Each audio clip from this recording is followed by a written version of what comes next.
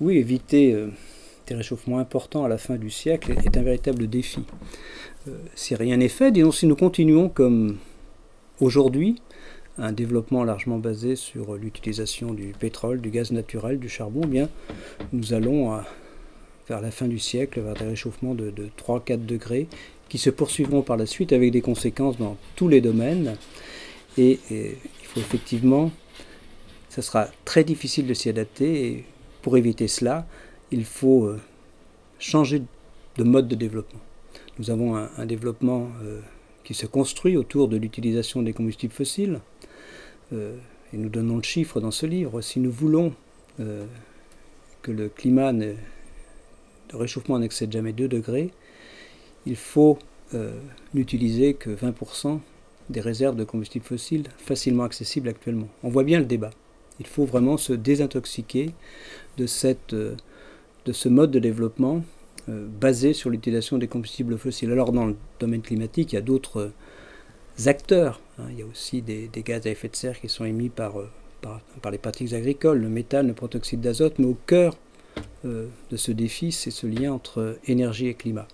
Alors ce défi, il est tout à fait, il a des solutions. Disons aller vers une société sobre en carbone, c'est ça dont il s'agit. Il y a un débat sur le nucléaire. Tout cela, c'est possible, c'est techniquement possible. Les économistes nous disent aussi qu'il faut donner un prix au carbone de façon à rendre compétitifs les innovations dans le domaine de toutes les énergies renouvelables, que ce soit le solaire, l'éolien. Alors c'est un peu ce que raconte ce livre, on part vraiment en aval, c'est-à-dire on raconte aussi comment la recherche, moi-même j'ai participé à ces travaux plus sur un aspect des reconstructions, enfin reconstruire les climats passés, qui nous apprennent beaucoup sur le fonctionnement du système climatique, et c'est toute cette somme de connaissances qui ont été acquises depuis des décennies sur le fonctionnement du système climatique qui nous permettent effectivement de comprendre comment cela fonctionne et donc finalement de se projeter dans le futur en fonction du comportement de nos sociétés. Donc il y a aussi tous les problèmes de l'adaptation parce que même si on diminue nos émissions de gaz à effet de serre, mais dans le meilleur des cas, eh bien il faudra s'adapter à un réchauffement climatique dont on espère qu'il n'excédera pas 2 degrés. Ce sont des mesures qui doivent être prises dans tous les domaines, là aussi. Tous les secteurs sont affectés par le réchauffement climatique. La priorité, c'est vraiment de limiter nos émissions de gaz à effet de serre. Il faut les diviser par 2, voire par 3 d'ici 2050 et continuer par la suite. Donc je crois que c'est le message principal du livre, c'est que nous faisons face à un problème et que nous avons des solutions. Et c'est d'ailleurs vraiment l'objectif principal de la conférence Paris Climat 2015 que la France organise l'an prochain, cette grande conférence climat qui visera comme premier objectif à un accord pour l'après 2020 qui engage tous les pays de la planète. Disons, Chine et États-Unis sont 40% des émissions de gaz à effet de serre, donc il faut qu'ils s'impliquent en vue finalement de mettre notre monde sur des trajectoires qui nous permettent à terme de ne pas dépasser 2 degrés. C'est essentiel. Ce qui est difficile à comprendre, c'est que le réchauffement climatique actuellement est perceptible, il n'est pas dangereux, il est perceptible, un réchauffement de 1 degré, on a un peu plus d'événements extrêmes, il n'est pas dangereux, mais ce qu'on fait aujourd'hui, même ce qu'on fera entre 2015 et 2020 en termes d'émissions de gaz à effet de serre, c'est cela qui causera, si rien n'était fait, des conséquences désastreuses, en tout cas auxquelles il sera très difficile de s'adapter dans la seconde partie du XXIe siècle ou au-delà en termes d'événements extrêmes, de perte de biodiversité. Il y a des aspects sur la santé, évidemment l'élévation du niveau de la mer, aussi sur nos civilisations avec des migrations qui seront accélérées. Donc tout cela, il faut tout faire, je crois, pour éviter cela et pour rester le plus proche possible du climat dans lequel nos civilisations se sont développées au cours depuis à peu près une dizaine de milliers d'années. D'abord, le rôle des États est important. La Convention climat, ce sont les États qui vont donner la direction, qui vont émettre des normes, donner un prix au carbone, fixer des objectifs. On l'espère, disons de façon collective, ça sera difficile, mais c'est ça l'objectif. L'État joue son rôle. Les entreprises sont aussi au cœur des solutions. Il faut absolument, cette transition énergétique, elle peut se faire au prix d'innovation, de recherche et aussi de développement nouveau dans beaucoup de domaines, efficacité énergétique, disons énergie renouvelable. Il y a beaucoup à faire dans tous les domaines. Le monde doit changer si on veut, le monde de l'énergie doit changer si on veut respecter l'objectif de degrés.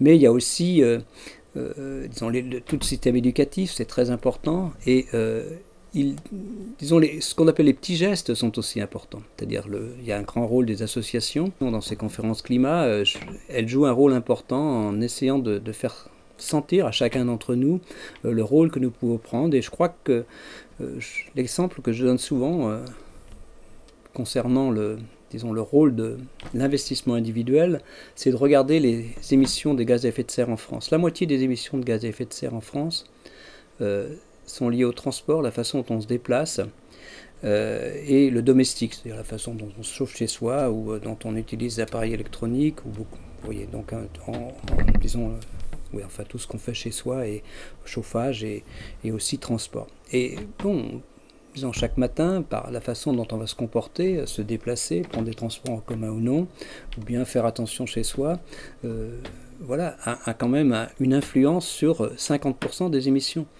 Donc, je veux dire, les petits gestes, ce n'est pas, même si on diminue ces 50% de quelques pourcents, c'est quand même tout à fait intéressant. Donc, il faut que tout le monde participe, l'État. Et aussi, donc au-delà de l'État, les vraies solutions, c'est au niveau plutôt des territoires, des régions, des villes, aussi bien en termes de lutte contre le réchauffement climatique, de mise en place vraiment de solutions tangibles, concrètes, et puis aussi l'adaptation. Eh bien, on voit bien, on comprend bien que l'adaptation, elle va être très différente si vous vivez, disons, sur les côtes de la Charente-Maritime ou bien en montagne. Les problèmes ne sont pas les mêmes. Donc, quand on parle d'impact du réchauffement climatique, et nous le faisons dans ce livre, il y a une grande diversité géographique. Le réchauffement, donc il n'est pas partout pareil, mais c'est quelque chose d'assez homogène. Les émissions de gaz à effet de serre, c'est aussi global. Mais dès qu'on parle de solutions à mettre en œuvre, dès qu'on parle d'adaptation, d'impact, et donc d'adaptation à ces effets du réchauffement climatique, de nécessaire adaptation, eh bien le rôle des territoires, des villes, mais aussi des territoires, disons, de nos campagnes, eh bien, sont très importants. Donc c'est pour ça que le succès passe par tous ces leviers, à la fois recherche, innovation, un rôle de l'État, un rôle des entreprises qui doivent gagner de l'argent, c'est clair. Il faut qu'il y ait un mode de développement, c'est d'ailleurs ce qu'on attend dans cette transition énergétique en France, qui doit se mettre en place. C'est un mode de développement différent, je n'aime pas du tout parler de décroissance, c'est un développement différent, tout aussi enthousiasmant que celui qui se construit actuellement, que nous avons construit depuis une quarantaine d'années, complètement accroché à l'utilisation de combustibles fossiles. En termes d'énergie renouvelable, aussi bien que ce soit l'éolien, le solaire, aussi le nucléaire. D'ailleurs, dans ces trois, en tout cas l'éolien et solaire, la Chine est le premier pays du monde. Il y a beaucoup de développement, il y a beaucoup finalement d'argent à gagner, de développement à faire, de business. Et donc ces pays-là comprennent bien, ils comprennent bien. Et si on quitte un peu l'écologie, je suis persuadé que sur le plus strict aspect économique, dans la mesure où cette transition, au sens large, c'est-à-dire ce changement de développement, de mode de développement est indispensable, eh bien ce sont les pays qui s'y mettront les premiers, qui économiquement gagneront. Et c'est un peu pour ça que je me suis moi-même investi dans tout ce processus de transition énergétique, et j'espère que ça va être au cours de cette année 2014-2015 qu'on va voir disons, si la France est effectivement capable de prendre ce virage vers un développement un peu différent et plus en adéquation avec ces objectifs que nous impose cet aspect climat, ce rôle des activités humaines sur le climat, dont on raconte toute l'histoire aussi dans ces livres.